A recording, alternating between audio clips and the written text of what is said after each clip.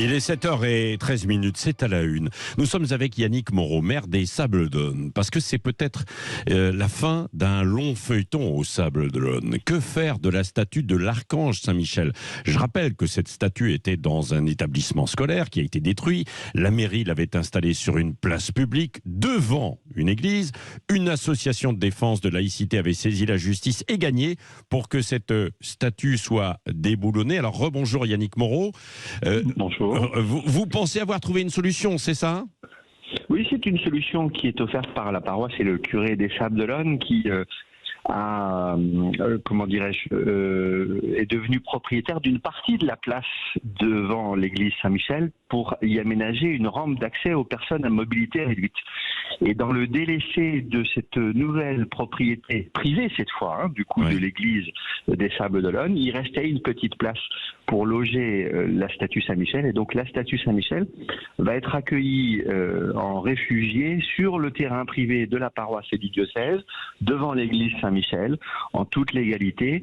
Et ce déplacement sera un déplacement de quelques mètres qui aura lieu 13 mètres, je crois. C'est ça, C'est 13 mètres, exactement. Oui. Donc la statue va reculer de 13 mètres, mais notre volonté à défendre notre culture et notre art de vivre, elle aura avancé avec cette affaire. Oui, parce que, alors Yannick Moreau, parce que vous avez vendu un petit bout de terrain, c'est ça, de terrain public à la paroisse, mais à une association religieuse. Mais est-ce que ça ne va pas à l'encontre de la loi sur la laïcité là? Est-ce que vous ne pensez pas qu'il va y avoir de nouveau un recours encore? Alors, écoutez, je ne pense pas. Le conseil municipal a adopté le principe de cette vente au mois de mai dernier. Il l'a fait à l'unanimité parce que c'était pour aménager une rampe handicapée d'accès à l'église qui soit aux normes. Et c'est en devenant propriétaire du terrain qui permet d'aménager la rampe handicapée que la solution est née postérieurement de pouvoir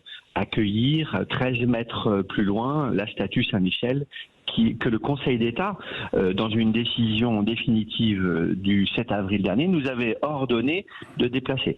Tandis que la volonté des Sablais, elle, s'était exprimée lors d'une votation en 2022 et à 94,5%, les Sablais m'avaient demandé de faire en sorte que la statue reste devant l'église Saint-Michel, sur la place Saint-Michel. Donc là, on a une solution qui se conforme à la fois à la décision du Conseil d'État et à la volonté des Sablais de voir cette statue rester devant la place. Mais alors la statue, est-ce que vous pensez que certains collectifs ont un problème avec les racines chrétiennes de la France, finalement, derrière cette histoire?